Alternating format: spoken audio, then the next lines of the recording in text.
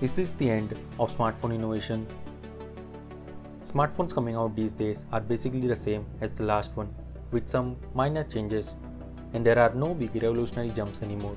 The same rectangular form factor year over year. We have reached a point where you can use the same phone for 3 to 4 years without worrying that you will be left behind in the tech world.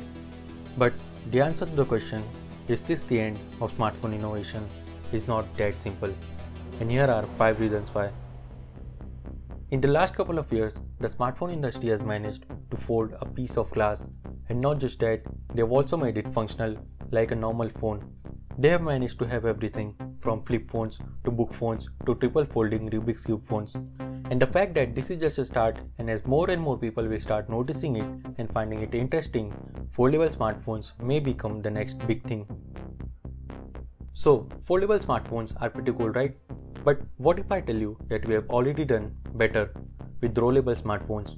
A phone with a flexible OLED display that with one tap can roll up inside itself. That's incredible, right? Because this concept solves almost every problem we have had with foldables. It means that when it's folded up, you can still have something that feels like a normal phone instead of a double layered piece of glass-like experience. And because there is no folding involved, you also don't get the crease that we have had with almost every foldable phone. Smartphone photography has only gotten better and better in the last couple of years. Almost every phone now has multiple camera lenses, the main camera for normal shots, an ultra-wide camera for ultra-wide shots, and a telephoto camera to get right up close to the subject. But do you know what would be even better? If we had a single camera that was able to do all of that. See, the problem with these fancy multiple camera setups is that companies have to split their resources across 3 cameras instead of just one incredible camera. And when this concept hits consumer-ready product, that would be game-changing. In the last couple of years, we have managed to shrink the size of the bezels of a smartphone that most of them now just have a tiny dot. But what if I tell you that there is more? Invisible front camera. So the way this works is that you have a normal looking phone display, but a small part right at the top is transparent. And it's not theoretical anymore, you can actually get a phone that has this tech.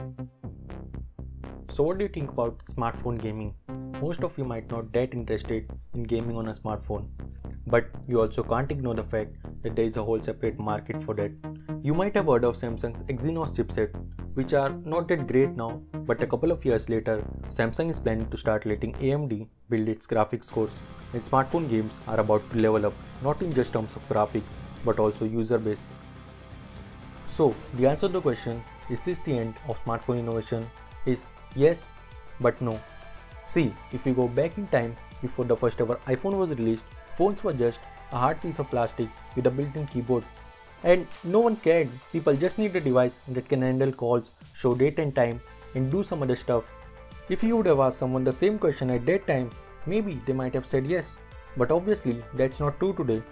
The point is, we can't answer the question in a simple yes or no, because maybe we are yet to explore another era of smartphones. So yeah, that's pretty much it. Drop a like for the YouTube algorithm, share it to more people, and until next time, stay tuned. Thank you.